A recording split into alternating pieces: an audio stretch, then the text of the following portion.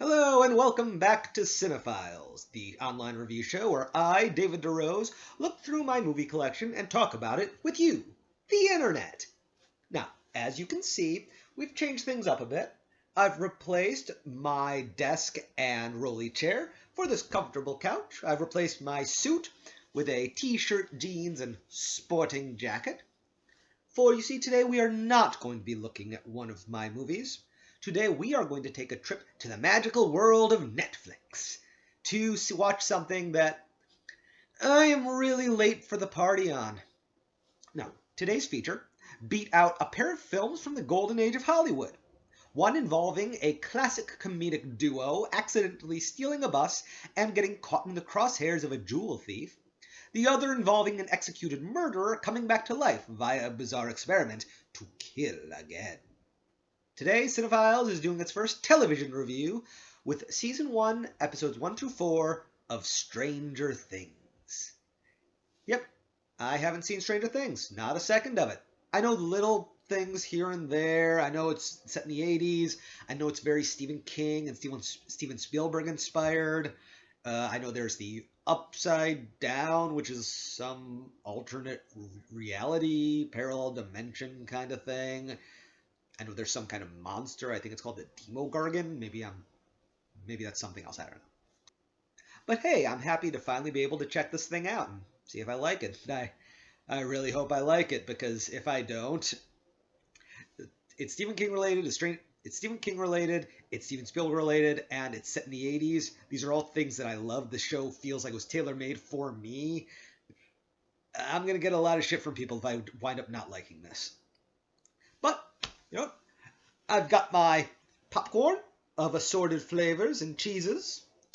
I've got my goblet full of vodka. Let us take a look at this thing. Episode 1. The Vanishing of Will Byers. Alright. Okay, we open with something breaking out of a shadowy government organization. Now, this is a scene that really sets the tone of the show, embodying the spirit of 1980s horror. It was very well done. Then we go and shift to our core characters, Mike, Lucas, Dustin, and Will, playing D&D, fighting off what I presume is the big bad monster of their game called the Demogorgon. I knew this was where the Demogorgon was from. In an enthusiastic move, Will rolls too hard in the dice fight all over the room, which is a feeling I know all too well. You never want your dice to fly all over the room. It was a rookie mistake, kid.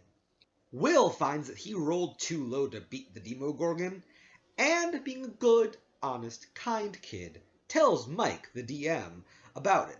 And even if I hadn't known the title of this episode, I'd have known this kid was not going to make it through the episode. Honesty kills. Remember that, kids. We get a nice sequence of the kids riding their bikes home at night, which not only showcases the 80s-ness of the show, but also the pure Spielberg-ness of it. What is it about kids riding bikes that just automatically screams Steven Spielberg? But yeah, something runs across Will, and after chasing him back to his house and cornering him in the shed in a very well-done suspenseful scene, disappears with Will, causing the titular vanishing of Will Byers. And then we get the opening title credits, which, again, just embody the 80s. The theme song is so simple yet imposing. It's no surprise it's already approaching iconic status.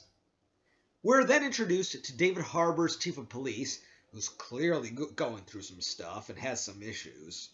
Then we get bullies! Oh, these bullies are classic bullies who wouldn't be out of place in a number of Stephen King properties. And we get some scenes of the kids being geeky, of Mike's sister and her friend talking about boys. David Harbour gets the best line in this episode. We've discussed this. Mornings are for coffee and contemplation. But Chief, she's Coffee and contemplation. Flow. Winona Ryder plays Will's mom, and after he goes missing, she really goes all out playing that mom in crisis mode. She goes over the top in the best way. We go back to the shadowy government organization, now dilapidated, covered in black pus marks, and after that we get our first mention of the girl. David Harbour interrogates the kids about Will's disappearance, and adorably, he actually thinks they're not going to investigate on their own. The girl, who we come to know as 11, finds herself at a diner. She initially tries to steal food, but the diner owner has a heart and takes her in. We find that she's branded on her wrist with an 11, which is how she gets her name. Even though I can see the future and already know this character's fate, I want nothing bad to happen to this man at all. It's just really refreshing seeing a kind character these days. Then we find out that 11 has powers. The cops find Will's bike in the woods, and when they bring it to Winona Ryder, you can just see on her face she is picturing every single scenario of things going wrong for her son. It's heartbreaking. I also really like that David Harbour was taking this seriously. We discover later that he had a daughter who died, so he's probably taking this personally. Social services shows up at the diner, and shock amongst shocks, they're not actually social services. The diner guy is murdered, and 11 goes on the run. Winona Ryder gets a mysterious phone call from who she believes is her missing son, with shocking results. Yeah, that's a pun, if you've seen the episode. And the episode ends with our geeky trio investigating their friend's disappearance on their own, meeting up with 11. Episode 2. Episode 2. The Weirdo on Maple Street. Episode 2. I'm going to split this among the various plots. First, the kids. The gang take 11 back to Mike's house. Mike plays hooky the next day and tries to show 11 a fun, normal time. Then he finds out 11 knows something about Will's disappearance. Before he can press further, Mike's mom comes home, and he hides 11 in the closet, sparking this flashback of her time at the shadowy government organization, and this scene is heartbreaking. Again, heartbreaking. Somebody buy me a thesaurus, please. The gang finds out that 11 has powers, and after she does some psychic mumbo-jumbo, she tells them that Will is hiding from the Demogorgon. Ooh. Winona Ryder's character, who I will hence refer to as Joyce, continues to break my heart as she spirals deeper and deeper into despair over her missing son. Will's brother Jonathan tracks down his father living in the city, thinking that he's hiding Will. He's not. The shadowy government organization connects Will's disappearance with whatever it is that they're doing. Joyce gets another shocking phone call in what's really starting to look like some kind of running gag. Supernatural shit happens in her house. Why does supernatural shit always screw with electronics? And it all leads to whatever the heck this is.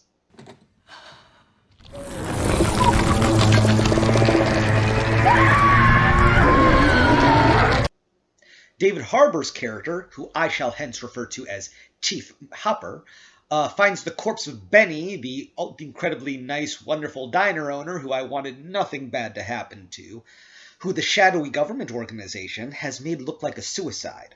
During their search party, the police find the outskirts of what I believe is the location of said shadowy government organization.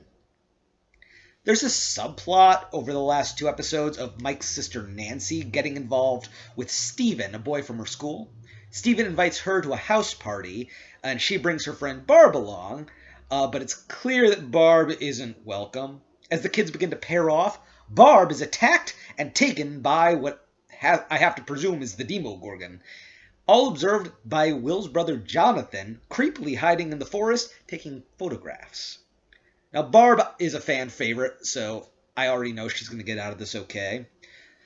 And I can already see why Barb is a fan favorite. I really like her character in this so far. All right, on to episode 3. Episode 3. Holly Jolly. All right, episode 3. We open with our first look at the Upside Down. And yeah, I know they haven't named it the Upside Down yet, but you know what? I know it's the Upside Down. You know it's the Upside Down. Who are we kidding? I'm just going to call it the Upside Down. Now, I really like it. It's this post-apocalyptic version of reality, and there's ash falling from the sky. Everything is dilapidated. It's really cool looking. Now, Barb is trying to adjust to what's just happened to her, and she's on the run from the Demogorgon.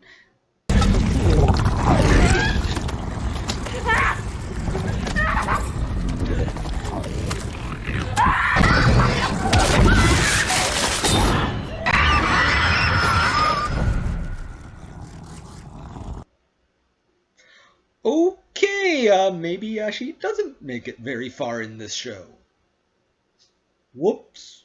Again, I'm going to be splitting this within the subplots. Okay. Nancy's is basically her dealing with the aftermath of her sleeping with Steven and discovering that Barb has gone missing. It really feels like it's come from a different TV show, more akin to something that would be on the CW. Joyce is going more and more off the deep end, and Winona Ryder is doing crazy so well.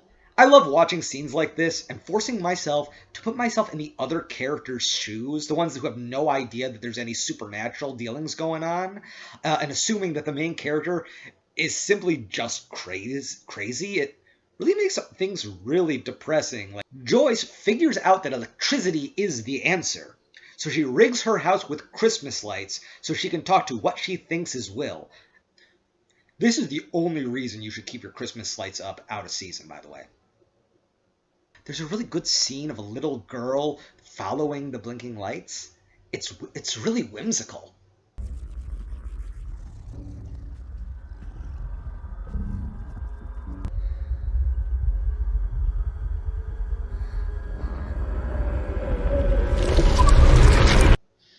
Until it's not. Between the ingenuity with the Christmas lights and figuring out multiple ways to use them to communicate with what she thinks is her son, Joyce is becoming one of my favorite characters. If it came down to a fight between her and the Demogorgon, my money's on Mama Bear. Speaking of favorite characters, my opinion of David Harbour's Chief Hopper just continues to rise. He plays overworked, emotionally distracted, yet sympathetic, as well as Ryder plays unhinged.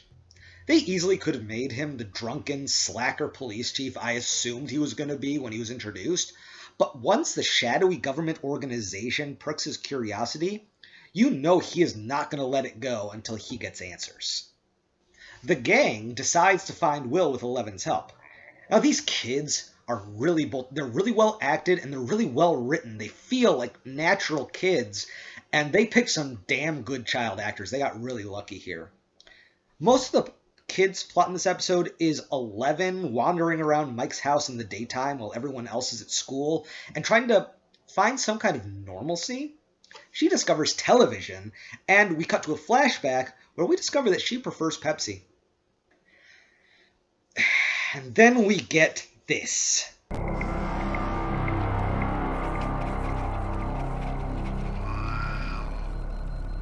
Now, fuck these guys. Fuck them. I hate these guys. Congratulations, Stranger Things. I hate these guys.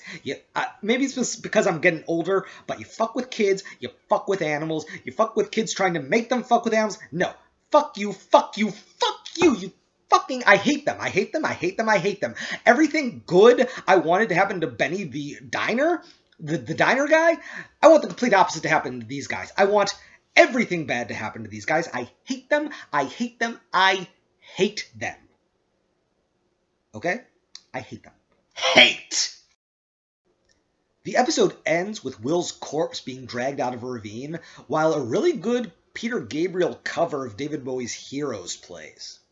Is Will dead? If so, who is Joyce talking to? If not, what did they drag from the ravine? We've got one episode to get through, folks. Episode 4. Let's go. Episode 4. The Body. Episode 4 opens with Chief Hopper having to tell Joyce that Will is dead. And it's all just so sad. She's heartbreaking, he's heartbreaking, the whole damn situation is just heartbreaking, and it's made all the worse knowing that Joyce is now going to have to come to terms with the fact that her son is dead and process her grief and...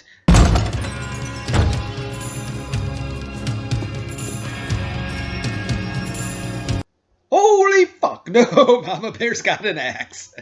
She refuses to even acknowledge the possibility that Will is dead, and in a refreshing moment, admits she knows that it sounds crazy, and she doesn't care. Even after viewing the corpse, she doesn't care. This, along with a few other nagging inconsistencies, keeps Chief Hopper from writing the case off as closed. He's got the itch, which he scratches by doing some good old-fashioned police work, where he discovers that he is being followed, and after some unorthodox autopsying, he discovers...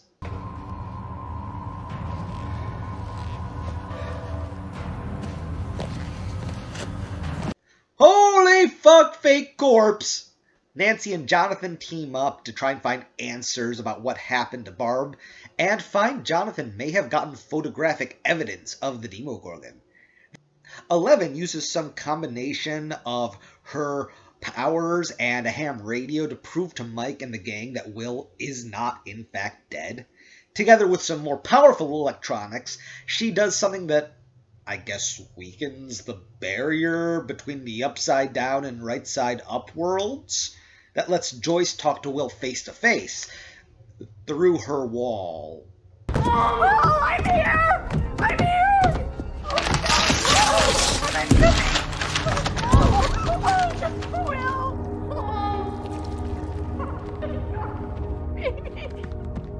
Will? Oh. Seriously, what the fuck? And ladies and gentlemen, those are the first 4 episodes of Stranger Things. What do I think? Well, holy fuck, it lives up to the hype. I am really looking forward to when I revisit this, because I can't wait to see where this is going. I mean, the acting is phenomenal, and Winona Ryder breaks my heart every time she's on screen. It's either that or me going, holy fuck, at whatever she does. I can't wait to see what happens to Chief Hopper as he keeps digging deeper and deeper. I can't wait to see what the hell this shadowy government organization is doing, whether they're even part of the government or not. I can't wait to see what the hell the Demogorgon actually is, or even if they tell us, which I kind of hope they don't tell us. I think it would be more cool. But I don't know. This is going to be really fun to revisit someday, which I will be doing some point in the future, but I'm going to take my time. Hell, there are only 25 episodes of this right now, and I think that Season 4, while it is confirmed that Season 4 is happening, I think I heard that it's got postponed due to the coronavirus, so God only knows when that's going to come back. Stranger Things is obviously streaming for free on Netflix. Well, with Stranger Things, we've reached the halfway point of our viewer-voted reviews, so I think it's time to start the next batch. The next 32 films are up for voting on the Cinephiles Assemble Facebook page. This review you're watching should go up on Saturday, April 25th, so I figure the first round of voting will go until sometime Wednesday, April 29th. Next time, we'll be taking a little break from our bracket so I can do some quickie reviews on some films that came out in 2020.